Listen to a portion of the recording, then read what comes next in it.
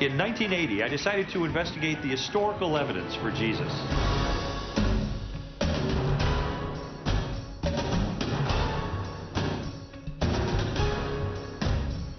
After 21 months of research, I came to the conclusion that Jesus is the unique Son of God and that Christianity is true.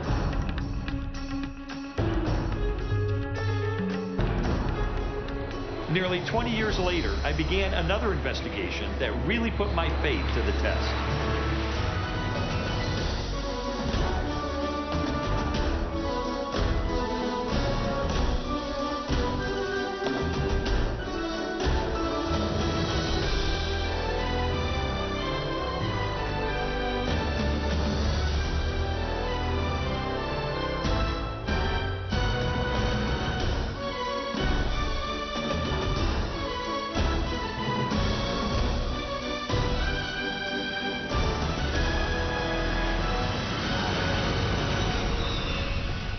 After I became a Christian in 1981, I realized pretty quickly that even though this was the most important decision I'd ever made, it was only the first step in a long spiritual journey. I mean, I was excited about my new faith, and I had this picture of it just growing progressively stronger and stronger. But I discovered that the Christian life isn't always a smooth road. In fact, at times it can be more like a minefield, loaded with many of the same objections and doubts that I had when I was a skeptic. And these doubts are inevitable. I mean, to some degree, we're all going to have them. The question is, how will they affect us when they hit? Are we drawn closer to God through the experience, or are we pushed away by uncertainty and confusion? Many years ago, I came across the story of a prominent Christian leader whose confrontation with doubt dramatically changed his life. His name was Charles Templeton. On March 18, 1946, Charles Templeton, a pastor from Toronto, Canada, and his close friend, William Franklin Billy Graham, boarded a plane for London, England, and a historic series of Christian meetings.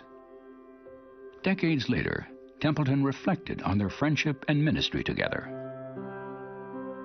Billy and I met in the spring of 1945. It was backstage at a Youth for Christ rally in Chicago. The stadium was packed, and as Billy was being introduced to preach, he leaned over to me and he said, "Pray for me, Chuck, I'm scared to death." Well, that started a friendship that has lasted for over 50 years. Templeton and Graham were soon preaching at Youth for Christ rallies throughout North America. Both shared a passion for the same message, personal salvation through Jesus Christ. In the 1940s, Youth for Christ was a North American phenomenon. The atmosphere was informal and upbeat, and thousands of young people flocked to the meetings. The movement soon attracted worldwide attention, so a team was selected to take our message to Europe. For 5 weeks, Templeton and Graham traveled throughout the United Kingdom, France, and Scandinavia. They shared the pulpit, preaching on alternate nights to large, enthusiastic crowds. When they returned home, many believed that Templeton would go on to become the most successful evangelist of his generation. Yet, despite the effectiveness of his ministry, he found himself facing what he described as a growing dilemma. In the months following our return from Europe, I began to fight a losing battle with my faith. I'd been so busy that there was little time to take stock of my life. But in those occasional quiet moments, the doubts started to surface. You see, I had converted to Christianity as a teenager, and I lacked the theological training necessary to support my beliefs when those inevitable questions hit me. I wanted very much to believe. I had an intense longing for relationship with God. But slowly, against my will, my mind and reason began to challenge and sometimes refute the things which were most important to me, the central beliefs of the Christian faith. Templeton's doubts attacked the core of his deepest convictions, gradually eroding his belief in the validity of the Bible, the deity of Jesus, and the existence of a loving God. My faith was disintegrating. I didn't have the theological training to deal with the questions that were troubling me. So, in a desperate attempt to find the answers, I decided to return to school. In the fall of 1948, Templeton enrolled at Princeton Theological Seminary. After 3 years of study, he accepted a position with the National Council of Churches. In the next few years, I moved across the United States and Canada, conducting 15-day preaching missions. Everywhere we went, we set record attendance. My days were filled with excitement, but I dreaded the nights. For at night, that was the time when the fears would set in. I would oftentimes break out into sweats, and my heart was pounding. I thought it was going to shake the bed.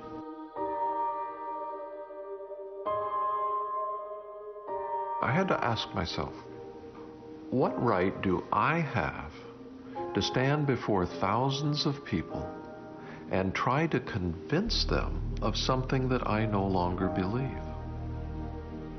It was a reprehensible thing to do. So I had to stop. I had no possessions except a car and $600 in cash. And I would be cutting myself off from all of the wonderful friends that I had made in those years in the ministry. I felt like I was betraying all of them. But in the end, there was no real choice. So I packed everything that I owned into a rented trailer, and I started back on the road to Toronto. Templeton remained in Canada for the rest of his life, working as a writer and news commentator. In 1996, he published his final book, Farewell to God, My Reasons for Rejecting the Christian Faith.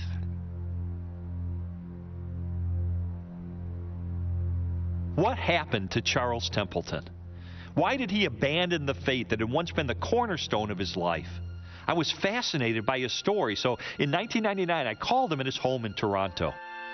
I remember that he answered the phone with his very rich, deliberate voice. I told him that I was a writer and I wanted to interview him about the reasons he had for rejecting God.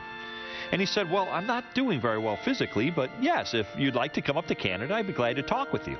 So I was on my way the very next morning. When I met him at his apartment, he looked weak and frail. At first, I didn't think he'd have the strength to talk for more than a few minutes, but he insisted that I stay. He was very cordial, very kind, and I liked him immediately. I could sense that his mind was sharp, and he really wanted to tell me his story. He reminisced for a while about his years in the ministry and his friendship with Billy Graham. It was obvious to me that their relationship was still very important to him. And then, after a few minutes, he turned the conversation to his reasons for rejecting Christianity. He described several common objections, and he had a long list. But a couple of things really stood out. He looked me right in the eye and asked two rhetorical questions. In a world with thousands of religions and gods, why is Jesus the only way to salvation? Are we actually supposed to believe that only the Christians have it right? And then, with even more intensity, he asked, how could a loving God, the God of the Bible, create a world filled with evil and suffering? He wasn't looking for a response. He just wanted me to understand these issues that had troubled him for almost 50 years. We talked for another hour, and then I said goodbye. As I drove back to Chicago, I thought about his story all the way home. He was on his way to becoming one of the greatest evangelists of the 20th century, but his faith was destroyed by doubts that I'd struggle with myself. I wish I could have given him some satisfying answers. I really wanted to help him. And I also wanted to know that my own faith could stand up to the tough questions that had ruined his. You know, I think that's the moment I decided to launch another investigation. During During the next 6 months, I traveled thousands of miles to interview scholars and theologians and ministry leaders who had confronted two of Templeton's major objections to Christianity. Why is Jesus the only way to God? And how can a loving God allow evil and suffering? When I left for my first interview, I remember feeling a little bit apprehensive. These were questions almost everyone faces at some point in life. And the answers aren't only difficult and controversial, they're also crucial to our perception of God.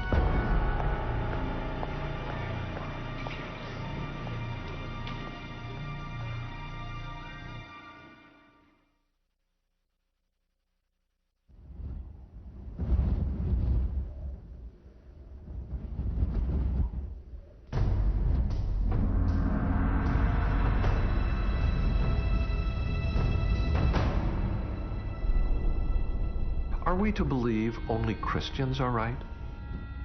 After all, Christians have the audacity to say that there is only one God, theirs, and that the gods of every other people on earth are spurious. The Apostle Paul stated bluntly, "There is no other name under heaven given among men by which you may be saved, for there is salvation in no other." Such an insufferable presumption.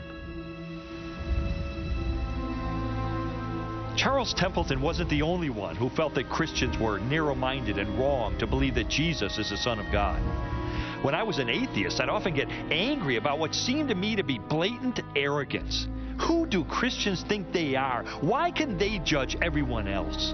Well, today my perspective has changed, but this idea of there being only one way to God is still one of the biggest obstacles to Christianity.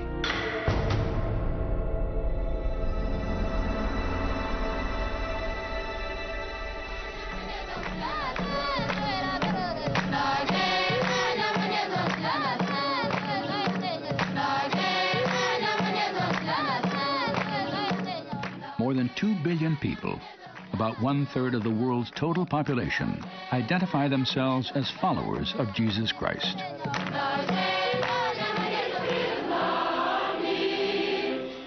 At the center of their faith is the controversial and remarkable claim Jesus made the week before his crucifixion. "I am the way, the truth, and the life. No one comes to the Father but through me." I am the way, the truth, and the life. What was he saying? He really was saying there's only one way to the Father. No man comes to the Father but through me. Now, he doesn't say this in a vacuum. It isn't like this is something he just dreamt up there at the Last Supper.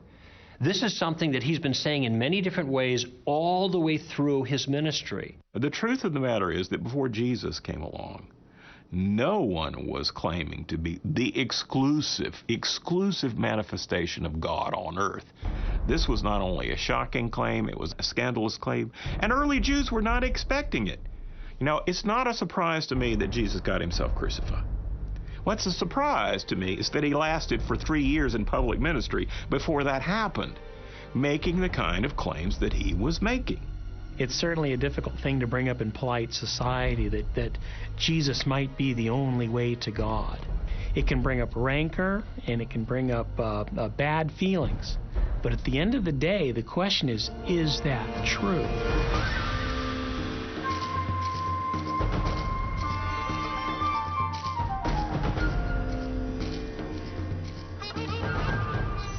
Today, Jesus' claim to be the exclusive path to God is often challenged by the assumption that all religions teach basically the same thing. And as a result, there are actually many ways to salvation. The world religions do agree about some of their surface teachings, but when you get to the core of those religions, they are radically contradictory. Buddha was an agnostic about whether there was a God. In fact, a major strain of Buddhism does not believe that anything exists, much less God. Hinduism says that there are 330 million gods. Islam says that there's one God, and the greatest evil that can be conducted is to believe that God is a Trinity and Jesus was the Son of God. For Christians, that is the most important claim. Now, they can't all be right. They could all be wrong, but they can't all be right because they contradict one another. I mean, think about it. Christians say that Jesus is the Messiah. Jews say that he's not. Either Jesus was the Messiah or he wasn't the Messiah, and if he wasn't the Messiah, the Jews are right and the Christians are wrong, and if he was the Messiah, the Christians are right and the Jews are wrong, but under no circumstance can they both be right. As one person put it, all religions are basically the same except for the area of God and salvation and the problem of man and the afterlife and that kind of stuff. It turns out on the big issues, they're very, very different. They can't all be true.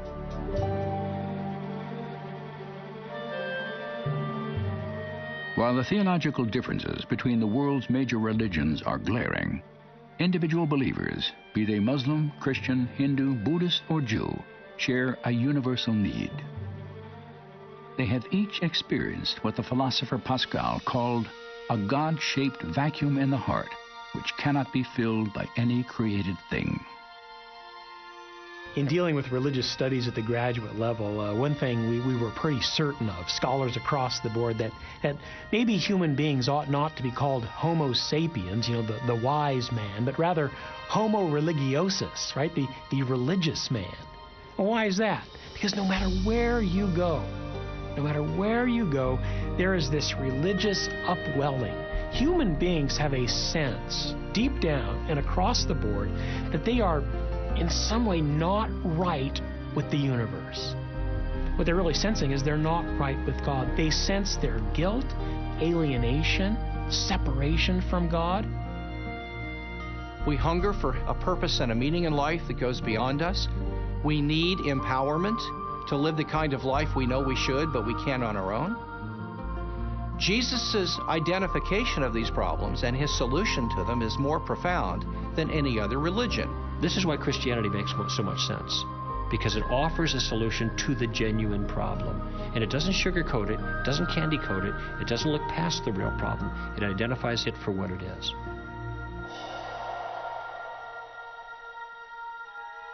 It is written, "There is no one righteous, not even one. All have turned away. They have together become worthless. For all have sinned and fall short of the glory of God."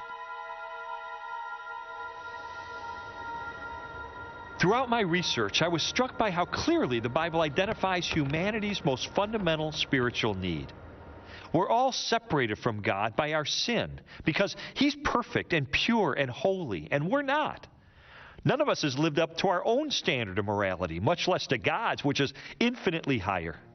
And because the justice of God is also perfect, this separation should have lasted for eternity. But there's hope. God didn't just leave it at that, though He might have. Out of love, He reached down with a rescue effort.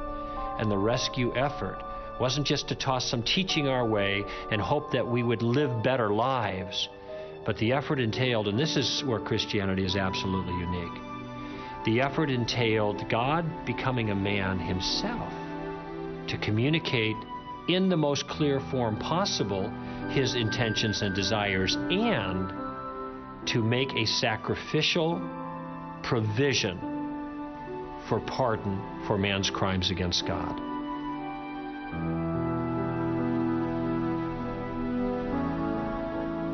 Jesus is the one mediator between God and human beings that can be man standing in the presence of God and can be God standing in the presence of human beings. He's the only God-man.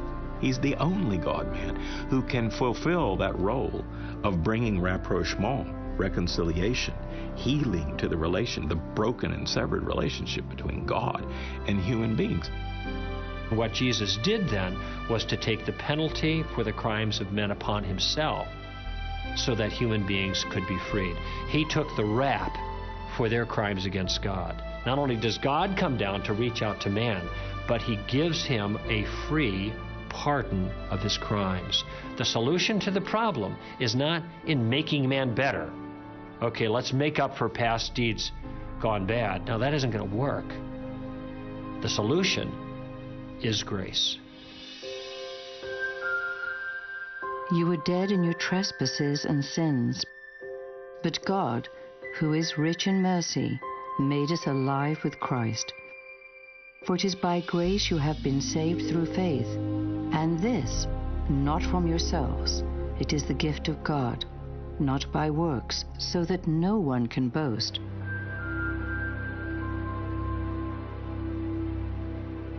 Among the world's religions, the Christian doctrine of grace is absolutely unique. You see, grace means that there's nothing we can do ourselves that qualifies us for salvation. Outstanding moral behavior or a lifetime of good works, they're not going to get the job done. That's because God's forgiveness is a gift that we can never deserve and we can never earn. The grace of God is a way of referring to the fact that when God loves us, when God does good things to us, when God sends Jesus Christ into the world, when God gives us His Spirit, this isn't as a reward for something that we have earned. It isn't because we have twisted God's arm. It is simply because God loves us, and He loves us lavishly, and He wants to make that lavish love a present reality in our lives.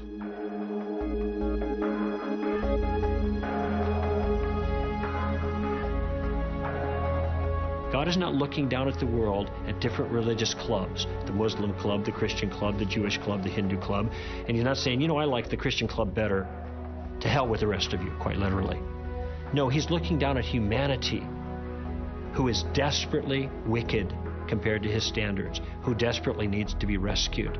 And He offers a pardon, and He gives people an opportunity to either accept it or reject it.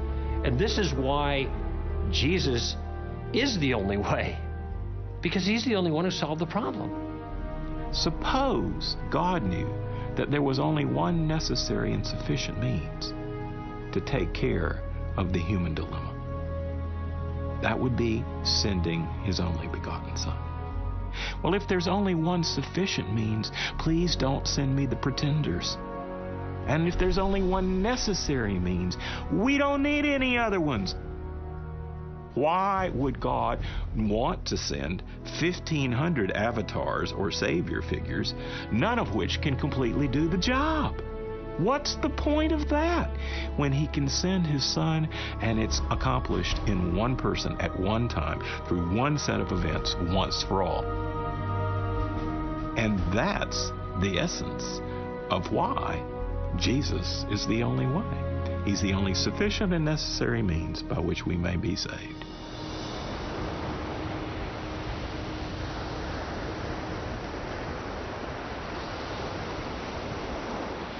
The uniqueness of Jesus is magnified when His specific claims and teachings are compared with those of history's other religious leaders. There is no other great religious leader who ever claimed to be the direct way to God in the way Jesus claimed it.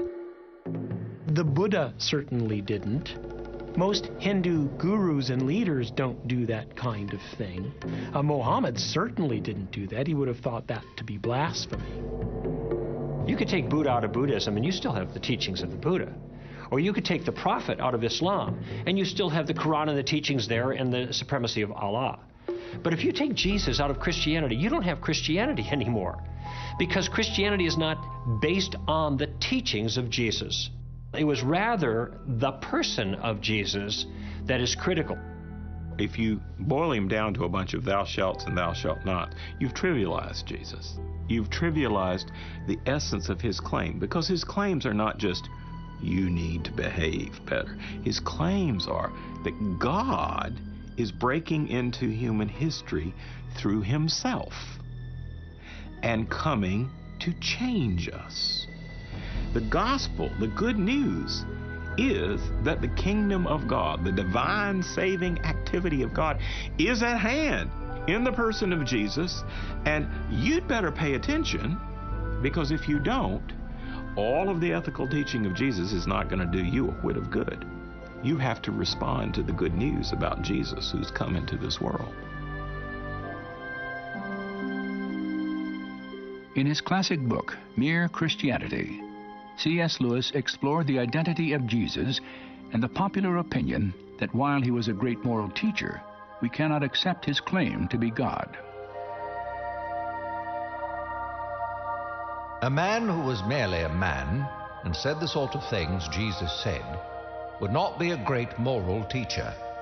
He would either be a lunatic or else he would be the devil of hell. Either this man was and is the Son of God, or else a madman, or something worse.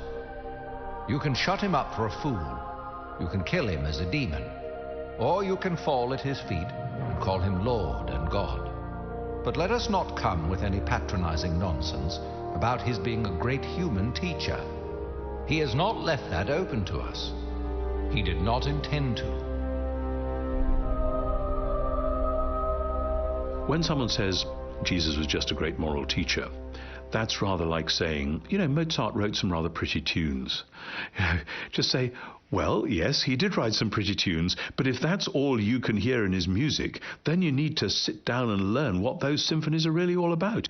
And saying Jesus is just a great moral teacher is a way of disinfecting him, of saying we can have him on our terms rather than on his terms. And actually, Jesus is not easy to grasp if you do it like that.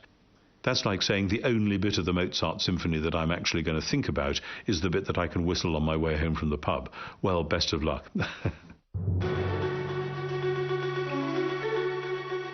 Strobel's investigation also drew him back to the historical evidence he had first examined as an atheist. Ancient documents and biographies that confirm the events of Jesus' life and the claims he made to deity.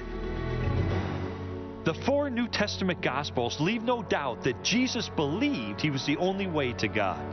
So the issue is, can we believe Jesus? This is where his credentials become so important. And there's a wealth of historical evidence that I've studied for almost 30 years. We've got older documentation and earlier eyewitness accounts of Jesus' life than we have for any other religious leader of antiquity. In addition, we have hundreds of years of scholarship that upholds the validity of the Gospels. Unlike anyone else in history, Jesus fulfilled dozens of prophecies, including the location of his birth, key events of his ministry, and the details of his execution. And each of these prophecies was first written in the Hebrew Scriptures centuries before he was born. Jesus also performed miracles, often in front of his enemies and skeptics, that demonstrated his supernatural power over nature, disease, and death.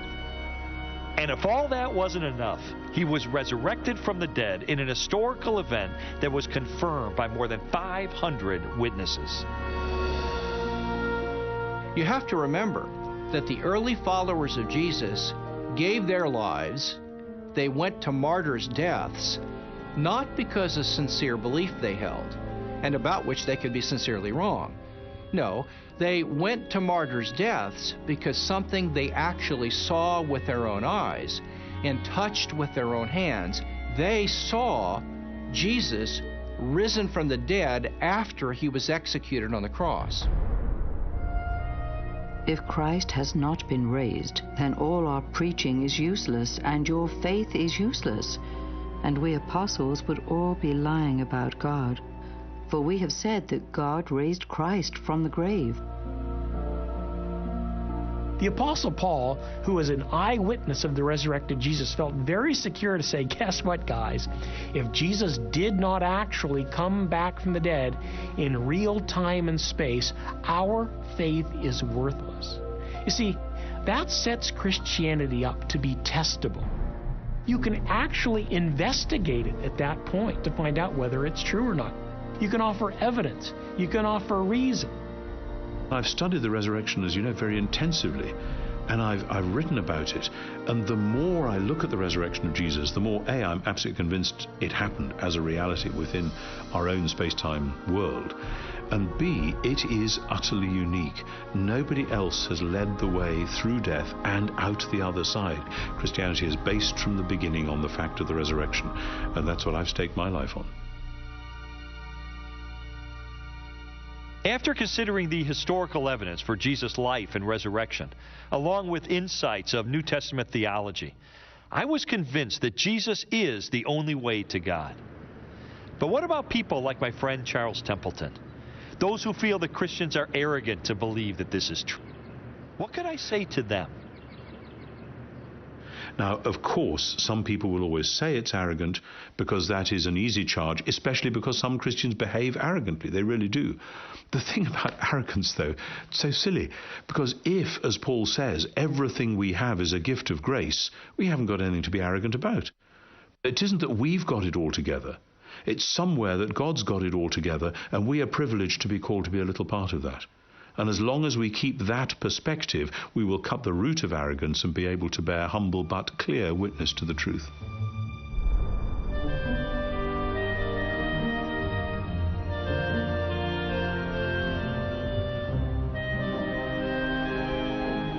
Christianity has been defined as one beggar telling another beggar where to find bread. And I think that's a wonderful illustration. We were sinners living in rebellion against God, and we found forgiveness and grace through Jesus Christ. And we just want to pass this truth on to the rest of the world. The way to any truth is often narrow and specific. And because of his sinless life and divine nature, Jesus is the only one qualified to pay the penalty for our sin. He alone can reconcile us to God. And that's why when Jesus said, "I'm the way, the truth, and the life. No one comes to the Father but through me," we can trust him with confidence and with humble and grateful hearts.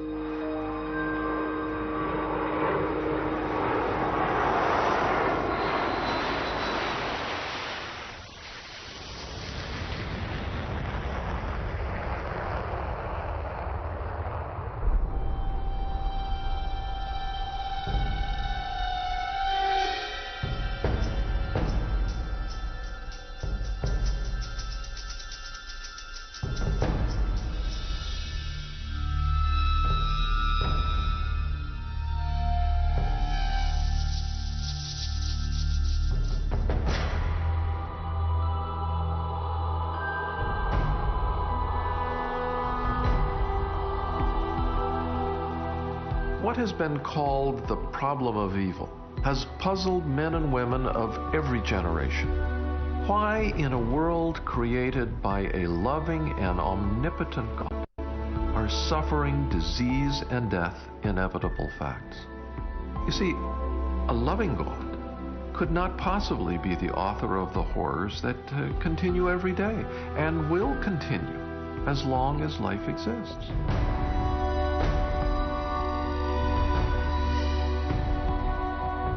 It's an inconceivable tale of suffering and death. And because it's a fact, it is obvious there cannot be a loving God. Cannot be.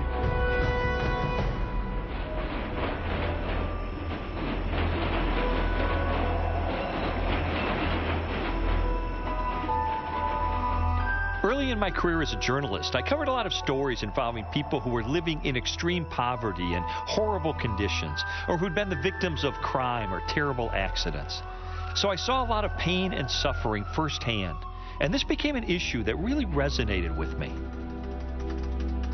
Later, during my investigation, I commissioned a study that asked a cross-section of Americans, if you could ask God any one question and you knew he'd give you an answer, what would you ask?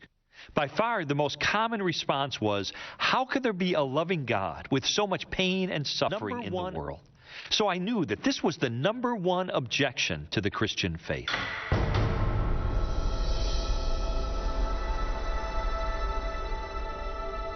What a lot of people don't realize when the problem of evil comes up is that everyone has to deal with it. This isn't just a problem for me as a theist. Every human being walking the face of this earth is aware of evil in the world, and everybody has to, from their perspective, from their worldview, offer a solution to it. The real question is who has got the best answer in the context of their worldview. Which worldview has the best resources to help deal with this problem? And here I think the biblical worldview excels.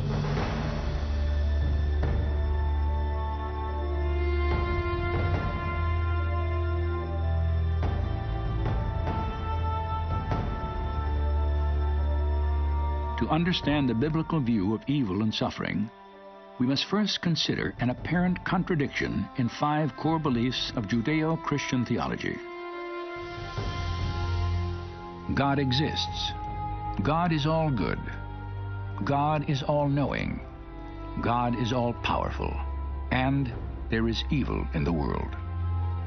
It appears that there's a conflict between God's goodness and God's power. If he was good, he'd want to get rid of all evil in the world, and if he was powerful, he'd be able to, but evil exists, and therefore he's either not good or he's not powerful. That's a pretty good argument, and I think the only way of answering it is to show that the terms are ambiguous. We don't fully understand what God or good or all-powerful or all-wise mean. We partly understand them.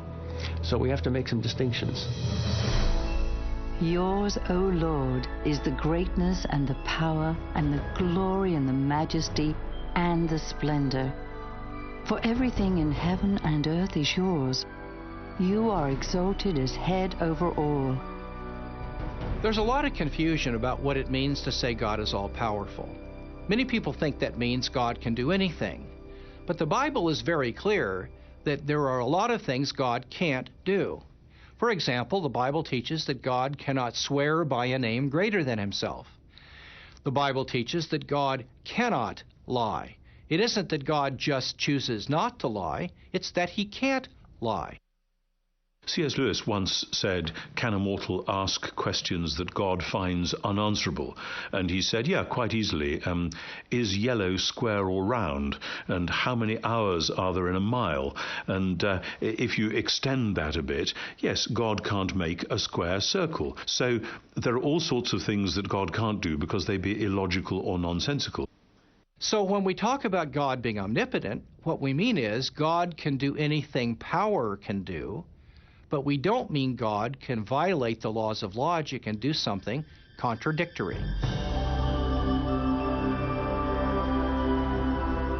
God's power and the existence of evil are prevailing themes in the opening chapters of Genesis. In the beginning, God created the heavens and the earth. And God saw all that he had made, and it was very good.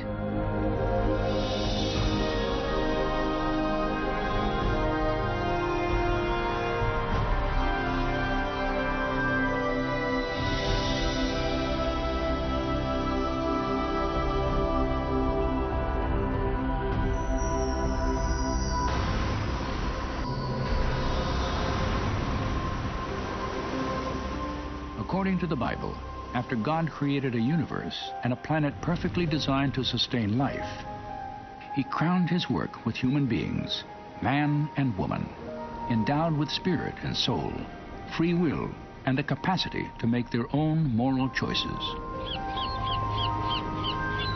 God created a world in which there were morally free creatures. Human beings can be bad and they can be good. There's a possibility for great evil, but there's a potential for great good when you have moral freedom. And so our greatest blessing, which is the free will we have, the ability to make choices, moral choices, also is our greatest curse, because I often choose the wrong thing, and so does everybody else. And people get hurt out of that, both intentionally and unintentionally. If God creates human beings with the power of free choice, he may foreknow what they're going to do, but he can't determine what they're going to do. Otherwise, they're not really free. And evil entered the world when people freely chose to withhold doing the right thing and instead did the wrong thing. It appears an airplane crashed into the World Trade Center. The World Trade Center, tower number 1, is on fire. The whole outside of the building, there was just a huge explosion. The World Trade Center's collapsed. Building 2 has collapsed. The sheer magnitude of evil and suffering in the world can be overwhelming. And while searching for answers, some have argued that because God created humans with free will, then he's ultimately responsible for evil. It's even been suggested that God created evil. But from a biblical perspective, is that even possible? No, because evil is not a thing. Everything God creates is good. God created the world good, just as it was supposed to be. But human freedom then was used in such a way as to diminish goodness in the world, and that diminution, that lack, that missing goodness, that is what we call evil. So evil is a lack of goodness. It is goodness spoiled. You could have good without evil, but you can't have evil without good. And so evil was not a direct creation of God. It was the result of humans exercising their freedom. So if it was the free will of human beings that actually caused evil, then I think it's reasonable to ask, why didn't God just create a world where moral freedom didn't exist in the first place? That way, evil and suffering wouldn't exist either.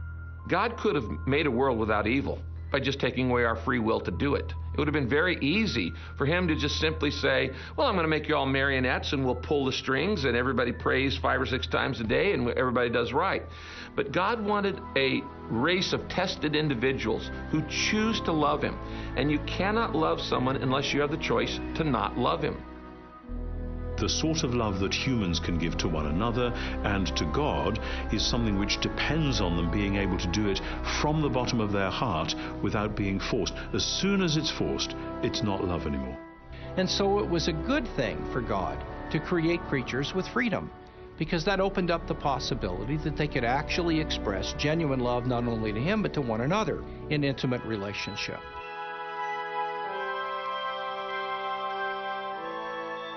1600 years ago, St. Augustine wrote, "Since God is the highest good, he would not allow any evil to exist in his works unless his omnipotence and goodness were such as to bring good even out of evil." Theologians and scholars have long pondered and debated this question. Does a loving God use evil and suffering to accomplish a greater good? I don't know why suffering can't be compatible with God's love. People have this idea that real love rescues from all pain. I ask people when they raise that issue, I say, are you a parent? Do you have children? Do you feel that your love for your children requires you to rescue them from every bit of pain? Have you never let them struggle through a difficult thing on purpose for a good reason? Of course there's an impulse to rescue our kids. We don't want them to suffer egregiously. But there are times when we know that it's appropriate to let them suffer in the circumstances for their own good, because a greater good is in view. And we have clues in our own lives. I think almost all of us can look back at some suffering in our past life and say, while I was in this, I didn't understand why God allowed it. And it was a real threat to my faith. And now that I see that it made me stronger, I do understand it.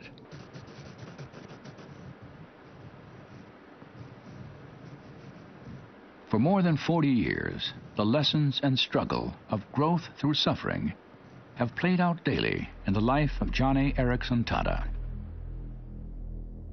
In 1967, Johnny, a 17-year-old high school senior, severed her spinal cord in a diving accident, paralyzing her body from the shoulders down. When I was first injured, I imagined myself as a kind of a human guinea pig lying there on my striker frame. I was doing nothing but eating and breathing and sleeping and really just existing. And I thought in here, you know, most people out beyond these hospital walls are going to college, getting married, having children, going to work. And I'm just lying here sleeping, breathing, eating. And I realized, oh my goodness, upon my life, all the truths of the human race are going to be tested. Is there a God? Does he care? What's the purpose in life? And if there is no God, then why not have my girlfriend slit my wrist? Why not take my mother's sleeping pills? Why not end it all? I mean, who can face a life of total paralysis? And somewhere in there, in my anger and frustration, I realized life's got to be more than just getting born and growing old and then dying. There's got to be a God who cares. We're too significant. There must be meaning in all of this. I don't think I would have asked those largely life questions were it not for my suffering.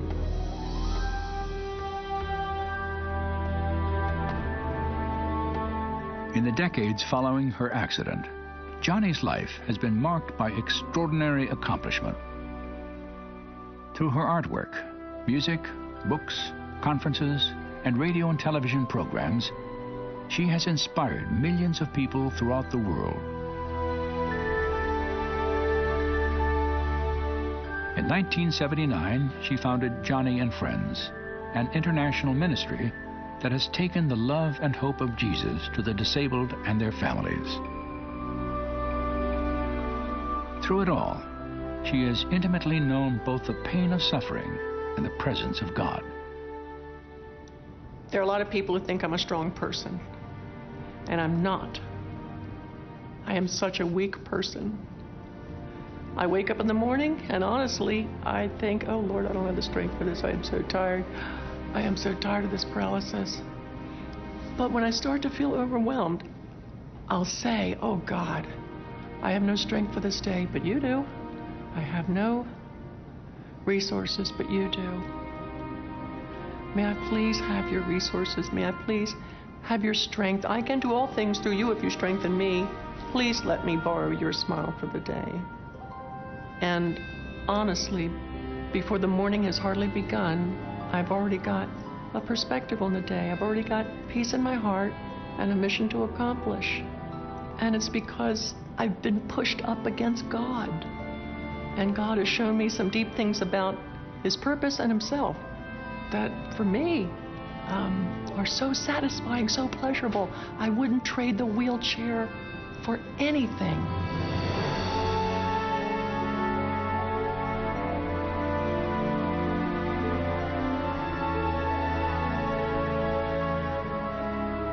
To ask why a good God would allow suffering is to ask why a good doctor would put a needle in the backside of an infant to inoculate him.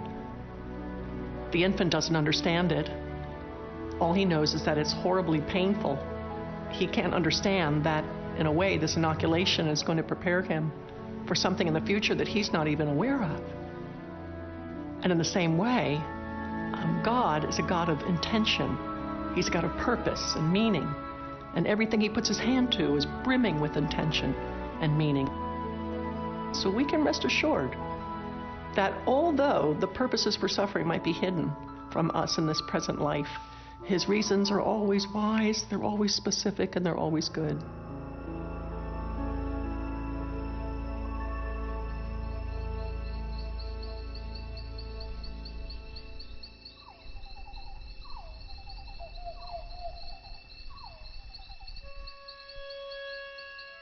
Perhaps the supreme demonstration of God's use of suffering and evil for good was revealed in the death of Jesus.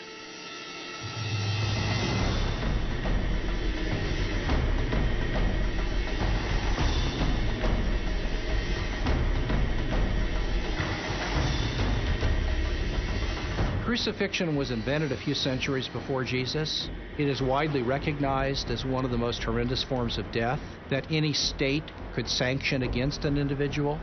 It was so horrific that Roman citizens were not permitted to be crucified. So it's no surprise that there is a build-up of the forces of evil, if you like, shrieking at Jesus, attacking Him, criticizing Him, until finally they nail Him to a cross.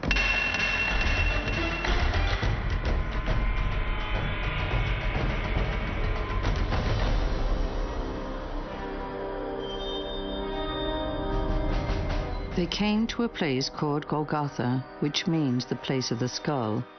There, 2 robbers were crucified with Him, one on His right and one on His left. Those who passed by hurled insults at Him, shaking their heads and saying, "Save yourself. Come down from the cross if you are the Son of God."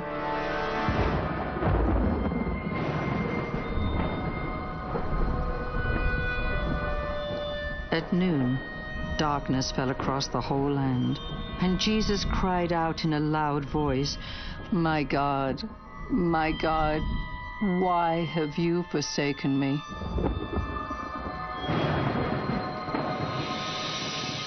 And He suffered, the Bible tells us, great emotional and spiritual agony because He experienced separation with His Father, and He experienced the actual sin of the world in His own conscious life and what it was like to feel and experience that evil and hurt. It's the worst thing that ever happened. 3 hours of darkness. God himself dies. Inconceivable. Did God allow that? Sure. He allowed the devil to creep into Judas Iscariot and Pontius Pilate and Herod and the cruel Romans, and allowed the worst event in the history of the world. Why? For the greatest thing that happened, our salvation.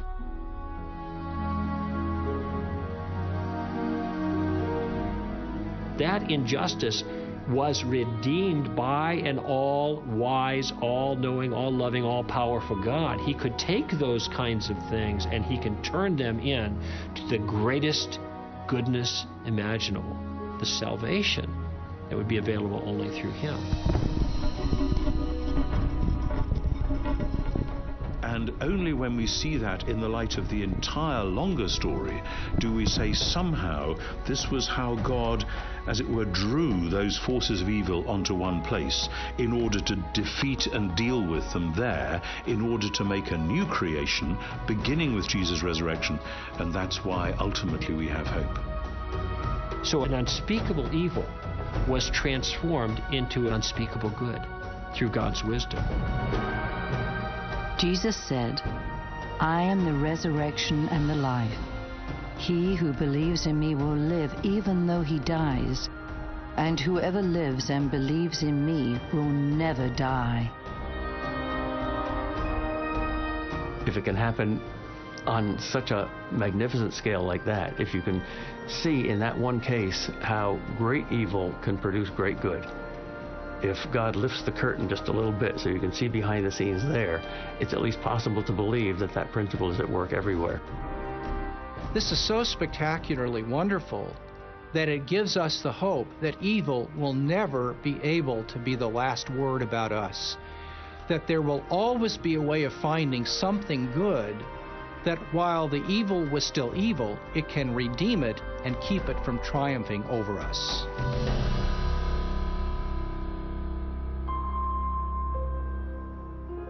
And Jesus answered, I have told you these things, so that in me you may have peace. In this world you will have trouble, but take heart. I have overcome the world. That's a powerful statement. Jesus is acknowledging that because of the acts of humanity that open the door to evil in this world, we have pain, we have suffering. He doesn't try to cover it up. It's an inevitable part of life.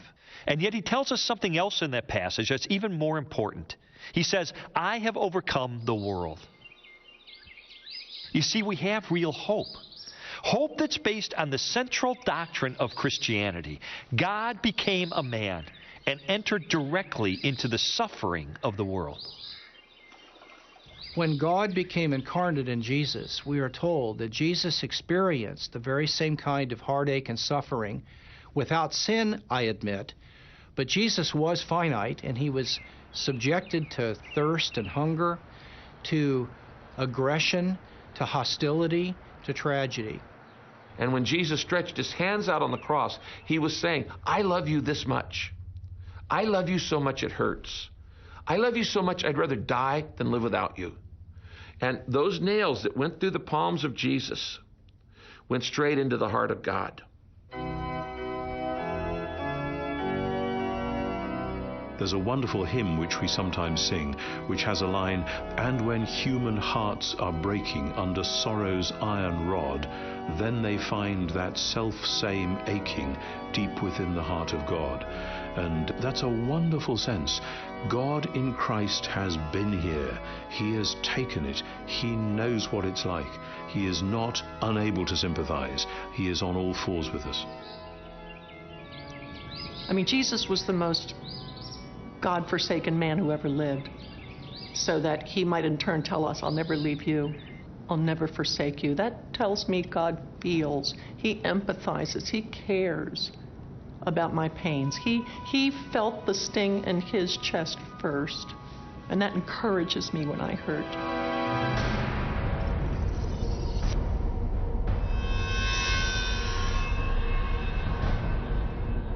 In 1944, Corrie ten Boom, a prisoner in a Nazi concentration camp, considered the full measure of God's participation in the suffering of humanity. While clinging to life in the shadow of ultimate evil, she concluded, "There is no pit so deep that the love of God is not deeper still."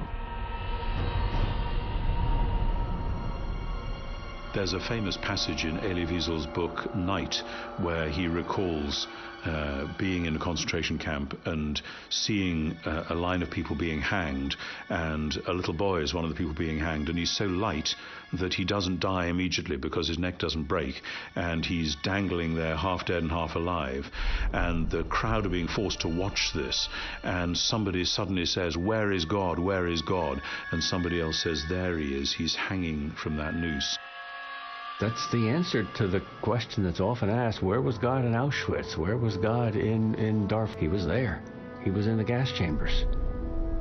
Yes, the incarnation means that he descends into the whole of the human condition. God is there at the heart of the mess and taking the worst onto himself. That's what we believe when we think about Jesus, and that's why ultimately we have hope. It makes me feel there's a certain kind of kinship, that God gets it, that God understands. He's been there. He doesn't just have the facts straight. That's omniscience. He has entered into the experience of it, and that's something entirely different. He knows exactly how I feel. There is no pain that I'm going through paralyzed. He was even paralyzed on the cross. That tells me he identifies, and that, for me, is enough.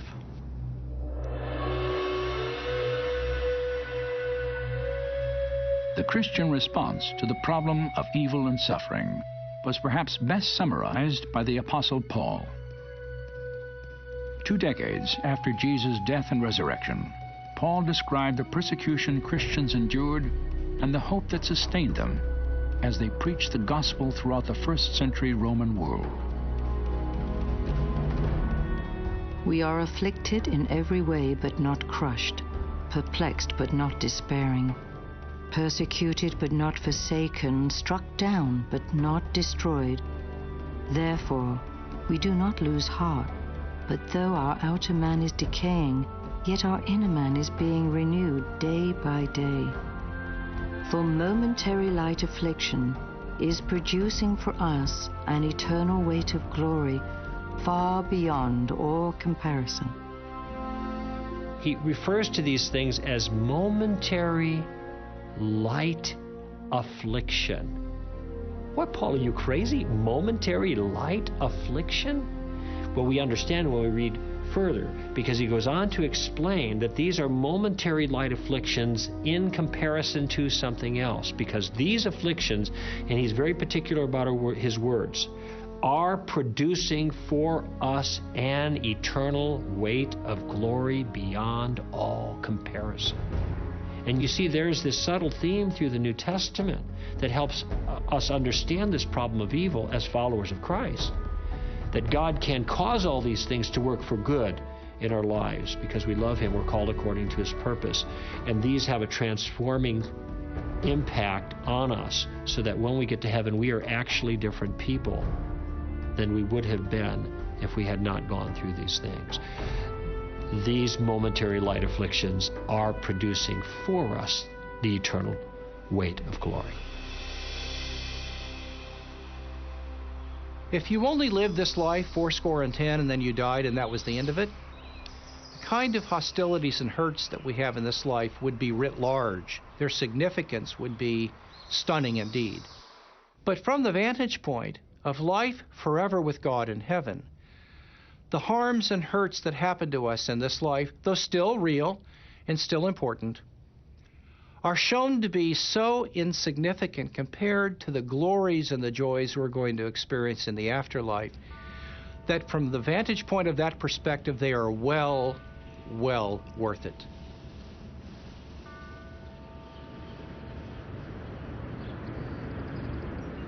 In 1998, I was at a conference and met a young man named Mark Herringer. Mark was from Boston, and we became good friends. One night we were driving to the airport, and he told me about a tragedy that his family had suffered 5 years earlier. I'll never forget Mark's story because it demonstrated so powerfully the importance of what the hope of heaven can really mean.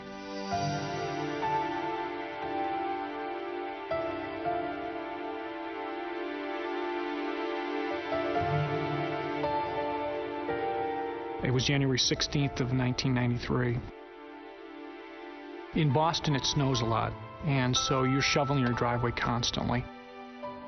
We had gone to the supermarket that morning, and while we were at the supermarket, it was actually snowing. So I got home kind of irritated and said, honey, why don't you park the car out in the street here? I'll just clean off the driveway. And our two kids were with us, our son, 3 years old, and our daughter, Lauren, who was 18 months old. I jumped out of the car, got a shovel, the kids jumped out with me, and I asked my wife to move the car to a easier spot for us to clean out the driveway, and she did, and she said, make sure you keep an eye on the kids. And my son immediately went with her into the car, and my daughter was with me for a few moments, but what I hadn't realized was that she actually wanted to be in the car also. And so as my daughter was running to the car, she was trapped under the front wheel of the car. There was a brief scream of pain, and I immediately ran out, and to any parent's horror, they see their 18-month-old daughter under the front wheel of a 2,000-pound car was overwhelming. She died instantly, as we found out later. I actually took the last breath that she ever breathed on this earth out of her lungs. And we drove to the emergency room at the hospital, hoping and praying that things might be different, but they weren't. And within an hour or so, they had pronounced her dead.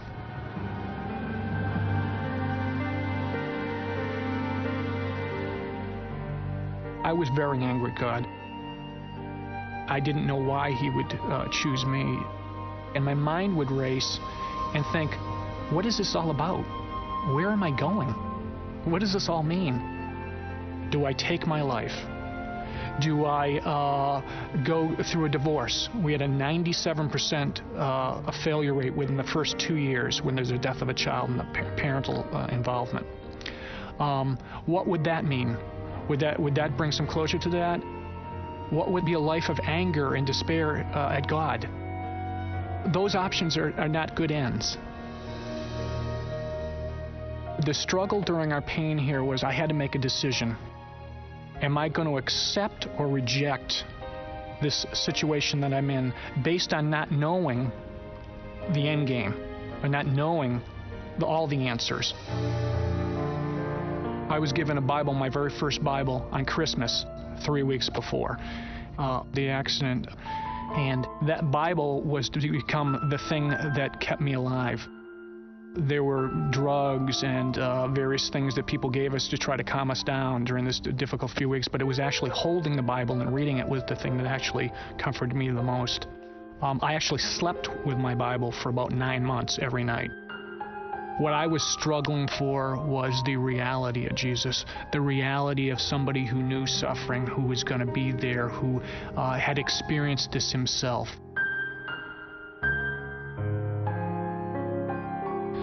I spent a lot of time actually in cemeteries just walking around and found some comfort there. I could oftentimes connect more closely with pain there because I knew that everybody there had a story, and that people had come and grieved there. It gave me a clarity that Jesus works powerfully in places where people are hurting. And so I found great comfort to just be quiet and listen to him there. And so sometimes I would just go around and read the stone markers and pray for the various families. And it actually turned from an internal thing where I was trying to get healing and hope to a place where I would actually intercede for others. And that was a shift that occurred where God began to do a work that my healing was going to be more complete in helping others. We had 5 neighbors who lived next to us, directly next to us when the accident happened. And within 5 years, 3 whole families of those households came to know Christ personally. And when I think back on where we were and how God used that, I said, that doesn't make it all right. That doesn't make it good. That doesn't make my pain go away. But it does tell me that God is bringing some good out of this, that there'll be some eternal good that comes out of her life and death. Your answer at this tough time is you are naked, you are stripped down raw. You have to make a decision. Which road are you going to take? Where are you going to go in your faith? And I think evil and suffering drive us to those points where we have to make those naked decisions. We have to make those raw decisions that give us nowhere out, nothing to hold on to. We're just there before Him.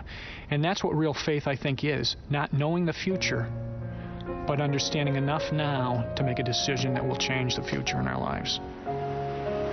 If I look at it through my own experience, I think I would drive it to the point to say that God is in control of all things, and nothing is beyond His reach, nothing is beyond His ability to control. The joy is knowing that this is just temporary, that there's something much more. The eternal perspective changes things because it takes the focus off of my experience now and puts it in a different level, a different realm. The Bible says heaven will be a place where there's no more tears or pain or crying or death. Okay, so if that's true, then the hope is that these things will be resolved and that we'll understand, or we'll have more clarity that we don't have now.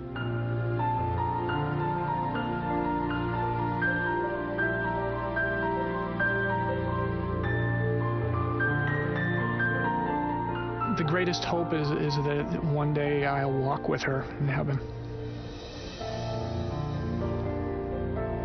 She'll be perfect.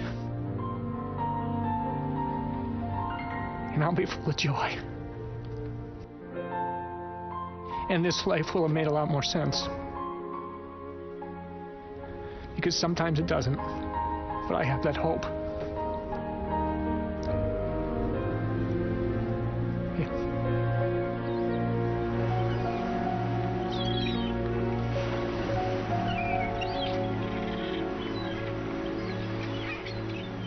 Philosopher and atheist Bertrand Russell once said, "No one can sit at the bedside of a dying child and still believe in God." Now, on the surface, that sounds like a pretty strong argument against the existence of a loving God. But as Christian philosopher William Lane Craig has pointed out, what is Russell going to say when he's kneeling at the bed of the dying child? Too bad? I'm sorry? That's the way it goes? You see, as an atheist, Russell has nothing else to offer. Because if there is no God, then we're all trapped in a world filled with senseless and unredeemable suffering, with absolutely no hope of deliverance from evil.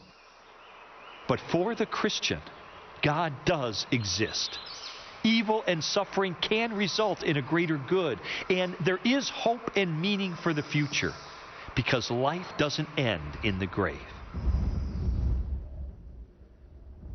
No eye has seen, no ear has heard, and no mind has conceived what God has prepared for those who love Him. The Lord is not slow in keeping His promise, as some understand slowness. He is patient with you, not wanting anyone to perish, but for everyone to come to repentance. Suffering is in this world because sin is in this world. And if God were to get rid of sin, He'd have to get rid of sinners. I think He's delaying closing the curtain on suffering, sin, Satan, until more people have time to hear about the good news of Jesus. And if my being in this wheelchair a little bit longer provides the time and opportunity for others to come into the kingdom, then my wheelchair's worth it. My affliction is just light and momentary. And I don't mind waiting. Now that offer of mercy will not be extended forever. There's going to come a time when He says enough, and then He's going to deal with it. And then true justice will be done perfectly. But this is not what we want, really. We don't want justice. We want mercy. And for now, mercy is what's being extended. And this is why you see the continuation of evil.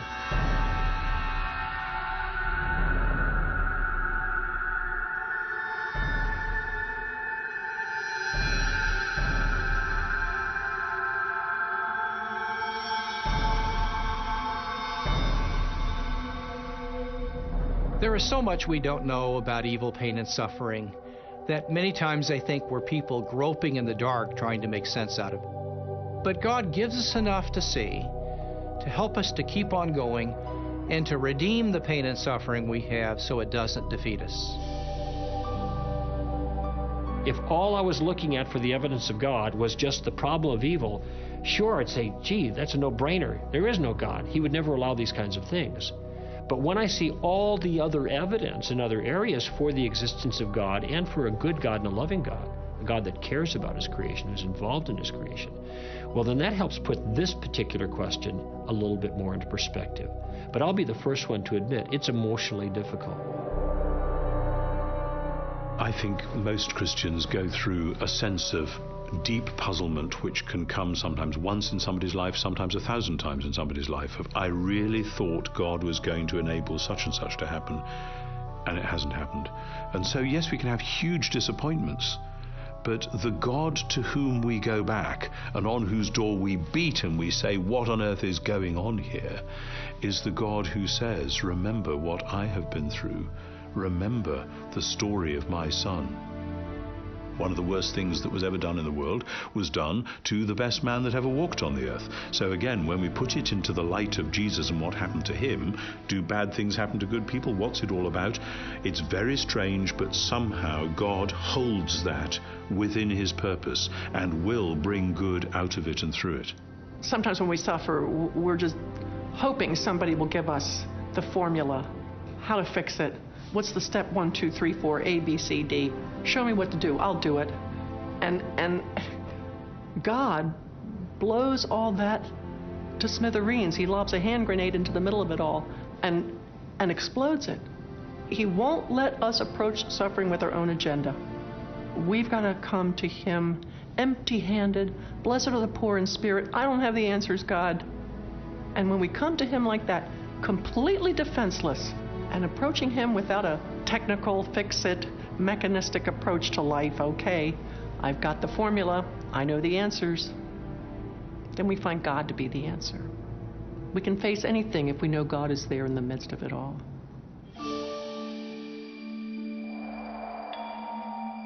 I examined the biblical view of evil and suffering for many months, and honestly, I think I could spend the rest of my life trying to understand it all.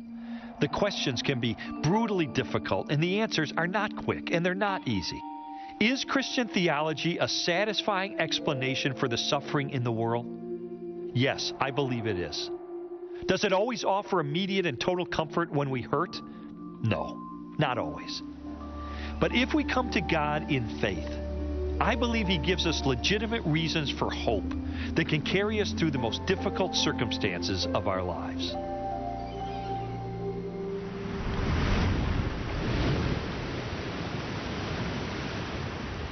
How could a loving God allow evil and suffering?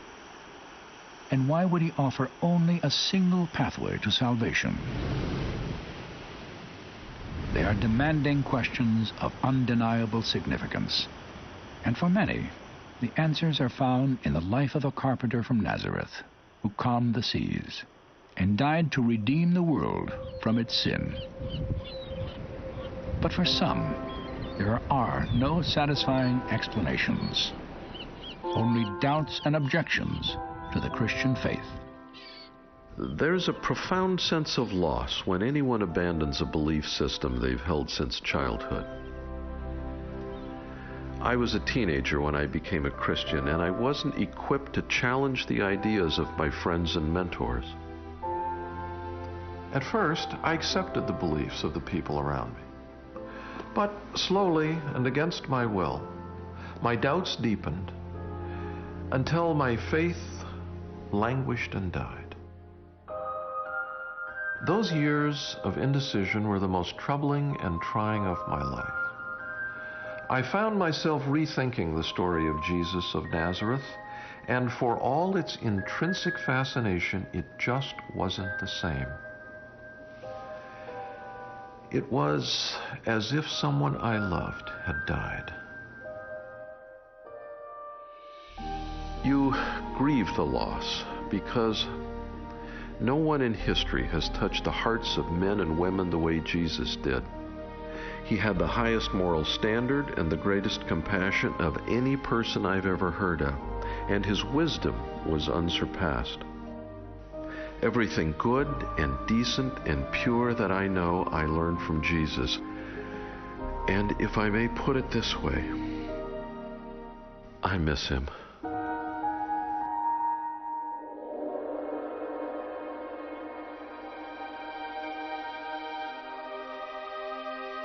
On June 7th of 2001, Charles Templeton died in Toronto, Canada. For me, the news brought back strong memories of his life and his struggle with Christianity, especially his objections to the existence of evil and Jesus' claim to be God. A year before his passing, I completed the manuscript of my book, The Case for Faith. I sent him a copy and included a letter wishing him well and encouraging him to keep an open mind toward the evidence for Jesus. I knew his doubts were heartfelt and not easy to reconcile, but I believe God could give him satisfying answers and that ultimately Christianity could stand up to his toughest objections. Before I sealed the envelope, I added a postscript, a promise from Scripture that had helped me when I'd struggle with doubts of my own. I wrote, "Chuck, I hope you'll take to heart the words of Proverbs 2.